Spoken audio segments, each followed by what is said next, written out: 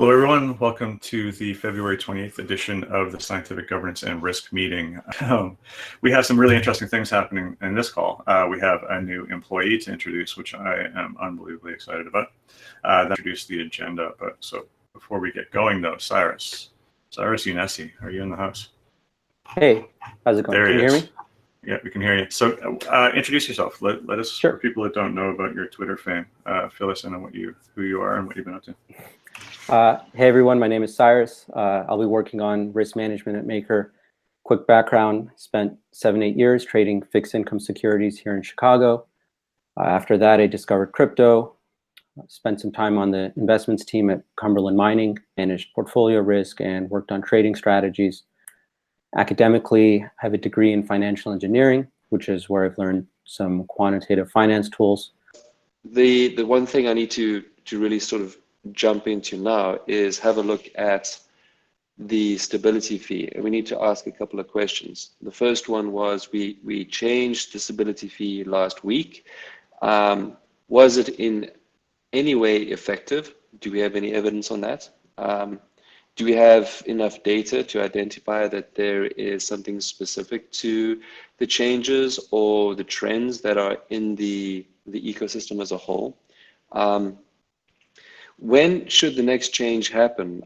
My initial suggestion would be probably next week. What we need to try and consider is, the extent of the stability fee change. Do we do another 0.5%, or do we jump 1%? It will show you the different readouts, but also if you go to Pavel's and Lev's and Chris's, you'll see that nothing's really changed on where DAI is trading. There's been a couple flickers up, but really nothing. I mean, I think there's really nothing has changed. Of thing we can look at. Basically, it's clear. Like, first of all, it's clear that the stability fee increases we've done so far haven't had much impact. And also, my general impression is that we are at this almost breaking point now where there are people who are stopping to use DAI big stick. Well, I mean, let's see, right? But I definitely think that there's very little reason to continue with 0.5% increases. It's kind of a waste of time, and yeah. So I would say that first of all, I think we should increase the debt ceiling, because I don't think that there's the $100 million number is arbitrary and was really set on technical risk and not on market risk, right? And how the expectations have been set around it. But rather we just have to do a big increase. And again, yeah, probably the big increase is 4% or something easily. I could see that be the case if you look shock. However, the 2% changes have been done in the past, and what we can do now is we can just set up this expectation that there's going to be this regular cadence of 2% increases until we start seeing an effect. Because if we start doing 2% increases, there's definitely going to be an effect. So there's a lot of dynamics around the debt ceiling, right? And first of all, it is true that, yeah, once we hit it, it just programmatically means you cannot draw any more DAI until someone else pays down the CDP.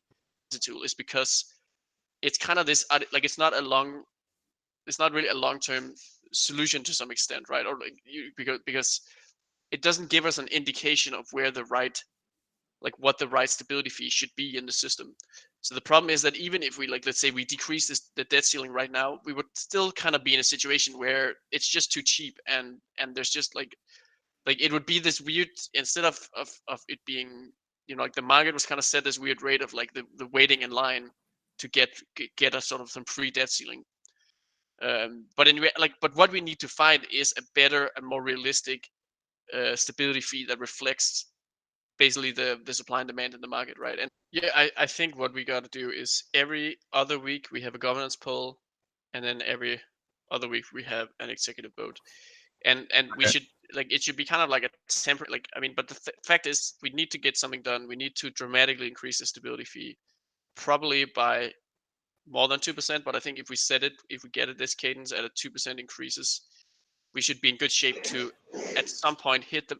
I mean, I really think we should start hitting the point where people start closing the CPs. That's actually, unfortunately, the place we need to get to, I think. That's an excellent point, and that's I kind of touched on that earlier when I was raised that concern that we need to warn people that we're about to compete ourselves out of the market for safety Well, reasons. actually, So let's stick a fork in it there. This was a very energetic meeting, so I'm super happy about that.